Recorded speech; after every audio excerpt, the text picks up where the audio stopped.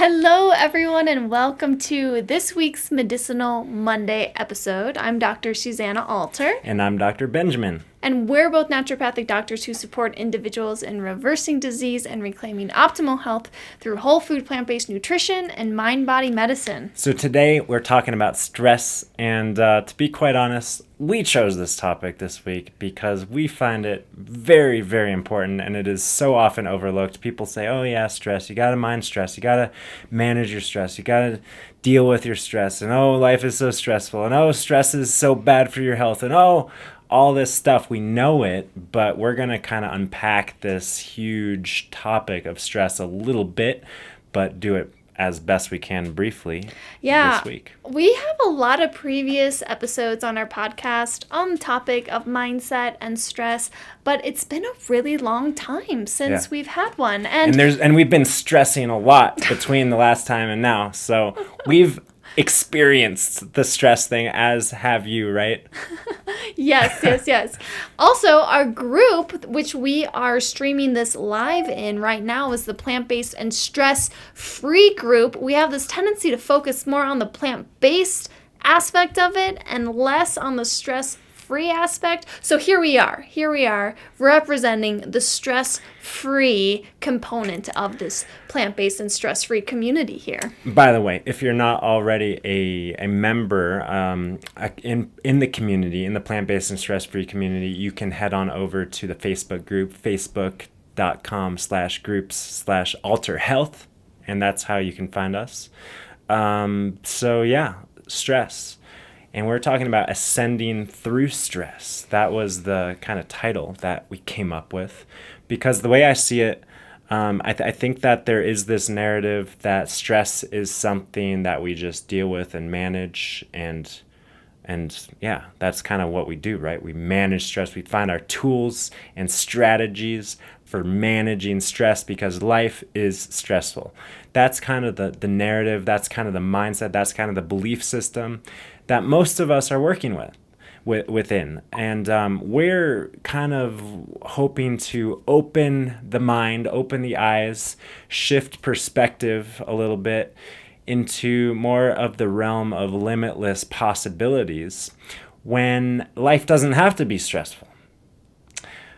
Stressors exist, but stress physiologically that we experience is a choice. And we can, as we'll be talking about, become more sensitive to stress so that we can literally transcend it, step beyond it, or fall free from it in any moment. So that's, I think, the opportunity, the possibility for us all. And I don't know who's calling me, but I've been getting a lot of junk calls lately, and I'm not going to worry about it right now. Silence that thought. Yes. So I think before we go any further, I think we'll just speak briefly to the obvious fact of why we're talking about stress. And we know, as we've already brought up, how stress affects our physiology.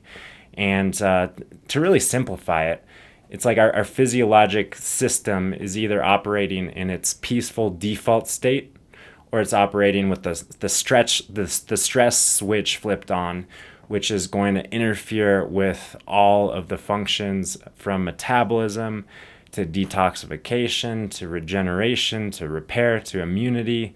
And all of these things just get a little discombobulated when we throw the hormones and molecules of stress into the mix. Right. Yes. If we're going to bring in some scientific language here, these two kind of modes of stress or relaxation are also known as the sympathetic nervous system of the branch and the parasympathetic nervous system. So that's just kind of probably as much as we need to say, right? About like the, stress hurts us, peace heals us. To put it as crudely and simply as we could. But first, well, I'll just add one more little piece to this. So many people, I think, put so much judgment on our stress response, right? Because, yes, it's true that chronic stress doesn't support the healing process like relaxation does. However, it's important that we realize that our body's stress response is there for a reason. It is there to keep us alive. Our fight, flight, freeze response is there to help us run from any threats that come our way. But the thing to know is that we were really designed to experience the results of that stress response from time to time, here and there, for short periods of time. Not chronically every moment of every day, day in and day out, like so many people now are experiencing. Just this ongoing low-grade stress response coming, stimulated from very normal day occurrences, like going to work and being in traffic and being plugged into the news and TV and so on. Well, just to pause right there and just be more articulate, because what I heard you say is these normal everyday occurrences are causing stress, but just to intervene for a second and suggest that it's not the normal everyday occurrences that are causing stress, but the thoughts and perceptions and state of mind that we have in the normal everyday occurrences that's leading to stress. Yes. So that's probably the most important piece that we'll dig into and dissect a little bit further. But before we do, I think, just to highlight the fact that you brought up, Dr. Susanna, about just the benefits of stress, the benefits, I should say, of the sympathetic nervous system to turn on in a measured and precise way so that we can survive. And that's what it's there for. And it's simply being misused and abused in modern world. And it wasn't designed to be used this way. And what we experience right now and what we're witnessing right now in terms of the chronic disease epidemic, it has to do with lifestyle, right? It has everything to do with lifestyle. And I think a lot of people focus 100% on nutrition and maybe like mitigating environmental exposures. And yes, that's so important. But when we're talking about lifestyle, it's, like we said, the whole food, plant-based, and the stress-free. Both aspects of the community here. And we can, so many people have the obstacles lying in mindset in addition to nutrition. So we have to look 360 degrees all around and do so mindfully and compassionately. So, yeah. All right. What's next, Dr. Suze? Well, let's carry on from when you're just giving us a little sneak peek into really what we really want to talk about today, which is that many of us walk around on a daily basis thinking that our stress comes from the traffic or the job or the neighbor or the this or the that. Yeah, I mean, I'm just thinking back to filling out sometimes some naturopathic doctors and holistic health practitioners have really great intake forms, and I remember filling one out one day, and it was like, rate your scale, your stress on a scale from 1 to 10, and then rate what stresses you. Is it your sources of stress? Your sources of stress. Is it your finances? Is it your relationships? Is it work, like whatever? And those are the big ones, right? Like work, relationships, finances. But really, if work caused stress, then everyone who was a quote-unquote in a quote-unquote stressful job would be experiencing quote-unquote stress, like 100% of the time, right? So what's a stressful job? How about a firefighter? If firefighting caused stress, then every firefighter would be rating their stress from their work at a 10 or whatever. But chances are a lot of firefighters are going to work each day not from a place of overwhelm or fear or despising what they're doing, but from a place of of purpose and connection to something greater. And then of course they run into the fiery building and they're flooded with the sympathetic stress hormones, but then they come back to peace because they're not overthinking and overanalyzing and judging what they should be doing and judging how much life sucks, and they don't have this stressful narrative, that's what causes the long-term background stress that really interferes and influences our health and well-being. Yeah, so really what we're talking about here is that a lot of people have this understanding in life that what we consider to be called the outside-in perspective on life, that our feelings are dependent on what is going on outside of ourselves. So, I feel sad because so-and-so said this mean thing to me, or I feel afraid because there's a storm outside, or I feel angry because someone cut me off driving. But there's this really, really crucial piece we need to recognize. Because we are so indoctrinated into this outside-in perspective. I mean, I am speaking for myself. For example, if Susanna looks in what we might call a low mood, what I might call a low mood, what she might call a low mood, if Susanna appears to be in a low mood, then I will say, Susanna, what's wrong? Susanna, what's wrong? What's wrong? That's like implying that there's something wrong outside of ourselves, that if only that wasn't there, then Susanna would be okay. And so we're so indoctrinated in our society to live in a way where we are misbelieving the source of our feelings and well-being, misattributing the cause as outside of ourselves, but it has everything to do with how our state of mind is moment to moment to moment. And that's not to say that we should strive to have a perfect state of mind in any moment, but it really helps to understand where our experience is coming from so that we can have a little bit more levity and understanding, and not feel overwhelmed and disempowered, but rather empowered in our well-being moment to moment. Yeah, I mean, how disempowering is it to be completely dependent on outside sources, not only, for the bad moods, but also for the good moods, right? Yeah. So the missing factor here that really supports us in having more of that empowering understanding of where our human experience comes from is in our thoughts.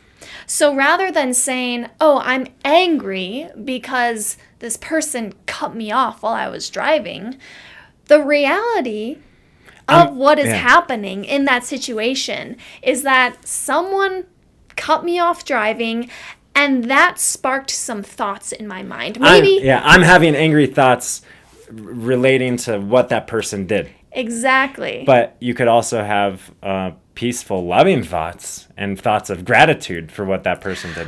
I mean, you can just think of a scenario where you're in the driver's seat, I'm in the passenger seat, and someone cuts you off, and you feel angry, and I'm there in the passenger seat terrified because I'm like, holy crap, what just happened? And those are two different responses to the exact same event. Yeah. So that just goes to show that a human experience or a human response is not dependent on what happened outside. It is dependent on the quality of the thinking the person has in that moment. Yeah. So it might be an angry flavor, it might be a scared flavor, or it might be a compassionate flavor. Yeah. Oh, I guess that person is just in a rush. That's okay. We're all doing our best in every moment or whatever. And the message is not to say that the angry flavor is bad and the compassionate flavor is good and we should all be peace and love all the time and everything's all hunky-dory all the time. The reality is, and the message is, that it's okay to have every single flavor of the emotional spectrum in one moment. Not that that's possible, maybe, to feel everything in one moment, but maybe one moment we feel this, and one moment we feel that, and one moment we feel something in between. But knowing that it's just a matter of what is flowing through, our thought realm, our personal thinking realm in a moment.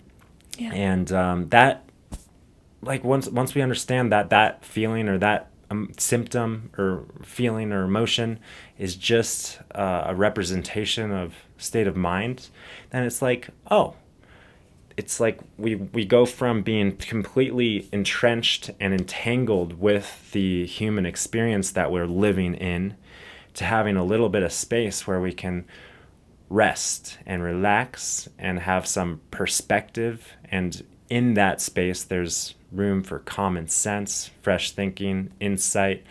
And we just kind of exhale, maybe let it go, maybe not. Maybe we choose to hold on to it for another moment or two. But the possibility is there because we're not controlled by outside forces. Mm-hmm. Yeah, so the name of this episode is Ascending Through Stress. And what that means to me, as we were coming up with that name, really what it made me think of is how our body's feedback of stressful feelings or even stressful emotions, while we might kind of judge it as bad, because yeah, it's not comfortable, that's for sure, but the stress response is actually a blessing. It's actually a gift, and it actually supports us in that ascension or growth process as we are deepening our understanding as to where our human experience comes from, and in that we see the truth of really who we really are. Yeah. So yeah, that's a good point. So let's kind of shift the direction and talk about how we can use stress and the symptoms of stress in order to promote and help us to actually move in a direction of growth, so that we're not, I guess the visual that comes to me is like we're not like staying in the stress hamster wheel, just stressing ourselves. That's not to say we're never going to be stress-free. In fact, it might be a misnomer that it is plant-based and stress-free, because we experience stress, but we have a relationship and understanding of stress that allows us to transcend and grow, so that maybe what stressed us last week is kind of like in the background, and then we are learning from what's stressing us now. Right? Because I think maybe as we, I feel like most people who have more age, most people who have more years on the planet tend to be lower stress. Tend to. That's maybe a big generalization, but it's a natural phenomenon of living and experiencing life. We realize that, hey, we're probably going to get through this one. We're probably going to get through that one. We're probably going to survive what we feel like is just so overwhelming, right? We've got the experience. What if we can kind of get ahead of the curve, so that we're not running ourselves weary, and so that we tap into that infinite wisdom that's available now, rather than wait for some huge life, existential learning experience. Yeah. I don't know if there's such thing as like preventative spiritual growth. Yeah. So, a few things come to mind when we talk about how stress can actually really be a blessing in helping us to grow and to evolve. And, I just want to kind of paint the picture of something that I think is really common for all humans to experience, where, we're in a quote unquote stressful situation where we're having a thought storm of stressful or anxious thinking or angry thinking or whatever the flavor is, but we have a storm of lots of thoughts. And what that translates to in the physical body is generally a feeling of kind of constriction, tension. It's different for everyone. Yeah, and it is, I think that the opportunity is to really tune into what stress feels like. Exactly. Because I think that there's, once again, this message that we should just toughen up and be more resilient and just bear with it, and just your blood pressure might raise, but you just power through. But that's one way of doing things that might result in physiologic consequences, especially when experienced chronic long-term. The other way of doing things is to lower your threshold to stress, lower your sensitivity to stress, so that even the slightest tingling of your pinky finger just gets you to become curious. It doesn't get you to want to like fix everything and like control everything, but it just wakes you up. So and wakes you up to the present moment and gets you from thought world where stress exists. Stress lives in thought world. It gets you from thought world into the real world, into the real world, present moment, into the present moment. Yeah, and I love your story, Dr. Ben, where you described how, you started the podcast a couple years ago, and I never heard from you at all about nervousness before interviewing guests. It seemed like you just show up and you just did it, and I always thought, I guess he's just, he's just really good and confident in that regard. I've got severe confidence, self-esteem issues. But it wasn't until like a year and a half ago or so when you realized, I feel a little bit nervous. There was one or a couple of interviews where you're like, I've been feeling a little bit nervous before each interview. Clammy hands and like, kind of something in my tummy. And someone might look at that and think, regression. He used to be confident and now he's, I thought like, what happened to me? I'm falling apart. I feel like I'm dropping the ball. I feel like I'm exactly regressing. Yes. But really, what was happening is that you were becoming more attuned with your body's messages. Yeah. Communicating. I used to be really good. Yeah. I used to be really good at holding it together. How many of you are good at holding it together? Yeah, just hold it together. And the way I see it is like that's a great way. We can all hold it together, but not in any sort of sustainable, healthy way for any period of time, right? So the way I see it is like the healthy, sustainable way is not holding it together, but letting it all go. And becoming sensitive to what's real, which is the feelings of the present moment, and realizing that the feelings of the present moment are only a representation of state of mind in the present moment. And it's like, okay, once again, that space enough to disengage. What helps me personally is let out a little bit of an exhale, just as like a symbolic representation of that space. And also physiologic dropping into parasympathetic peace mode. And everything there's new perspective. There's new insight. Yeah,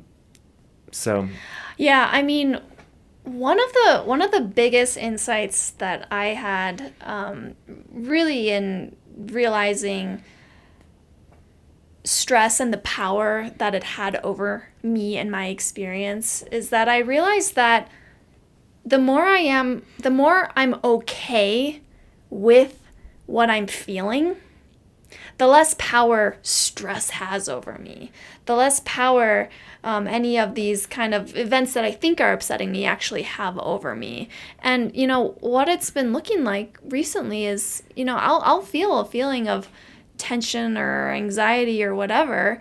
And rather than just trying to get into psychological fix-it mode or process mode or whatever it is, just really focus on the feeling and remind myself, it's actually okay for me to feel this. It's really just, it's just energy moving through my body right now. Yeah.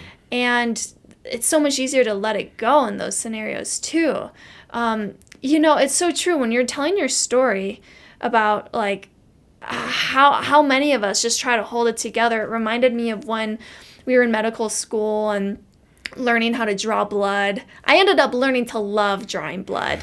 But in the beginning, I was nervous learning this new skill that involved needles and bodily fluids. And I remember going into, we called it stab lab. I remember going into stab lab and like doing all these mental gymnastics like, Susanna, you got this. You're not nervous. You're totally capable. You got this, And I went in and I didn't actually feel nervous.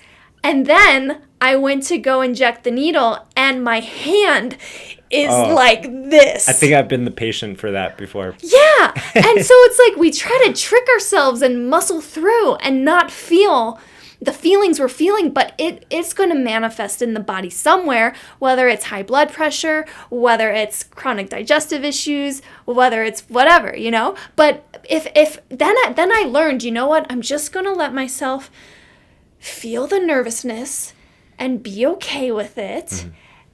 And then I'm in the present moment, and then I go to do the task that needs to be done, and because I'm so present, the jitteries go away. I'm just focusing on what I need to do, and the nervousness melts away because once again I'm in the present moment focusing on what I have to do. So I think we could go on and on talking about how we've all had the experience of going from stress to peace and or peace to stress. So like we that's universal to all of humanity, to have this experience, this ever forever changing spectrum of human experience somewhere between peace and stress and all the different flavors. Yeah. But the big point I'd like to make, at least in this episode, is once again that feelings of stress aren't bad. Yeah. Doesn't mean you're broken. Doesn't mean something needs to be fixed. It means you're a human, and it's really just messages from your body or your feeling state telling you where your thinking is. That your thinking is either in an anxious or an angry or a whatever kind of state. Well, I'm getting a little anxious and angry right now because I wanted to wrap this up. All right. So the point being that humans are powerful creatures, and I think that our most powerful superpower is simply the state of mind that we have access to in every moment, and it's not beyond us. We are not at the whim of the universe or the stars or even though Susanna really likes astrology and everything, all those factors might influence us. The weather might influence the direction of our thinking. The what's going on in the world might influence the direction of our thinking. But the ultimate deciding factor that influences our well-being is the thoughts that we believe to be true and the stories that we make up for ourselves. And yes, we are all making up stories. And are you enjoying the story that you're telling yourself? Are you not enjoying the story that you're telling yourself? I think it really helps to understand that, hey, it's just a story. I can drop out of this one, give it a rest, maybe plug into a new story when wisdom strikes. We don't have to take things so darn seriously. So speaking of that, we've been going for almost a half hour, and any other announcements before we wrap things up here? Yeah, we have another Whole Food Plant-Based Challenge coming right around the corner. Registration is not quite open. We got to tie up some loose ends. But it will be starting April 26th. So mark your calendar and look out for registration details. Next week, we should have those ready for you. Yeah. And we look forward to seeing you next week for another Medicinal Monday. Yeah, and another quick plug for the Alter Health Cleanse, which you can't join us this time because we're in the midst of it, and we're in phase 1 right now, and it's going really well from where I sit. We've got 63 or 64 cleansers with us. So it's a great cleanse, and just we hope to maybe inspire or excite you or get you feeling like you're missing out and you want to be a part of it next time. No, just kidding. You're in control of your thinking, but it's a great thing that maybe you can drop into next time. July. In July. For our midsummer cleanse. So that's about it in terms of ascending through stress. We did it. Today. We did it. We ascended through stress in this moment. And that's all it is, right? Moment to moment ascension through stress into the present moment. Because stress doesn't live anywhere, or stress lives only not in the present moment. Stress never lives in the present moment. That's what I'm trying to say. That's my story, and I'm sticking with it. What's your story, Susanna? Is that it? That's great. All right. Peace and love, you guys. We'll see you guys next time. Bye.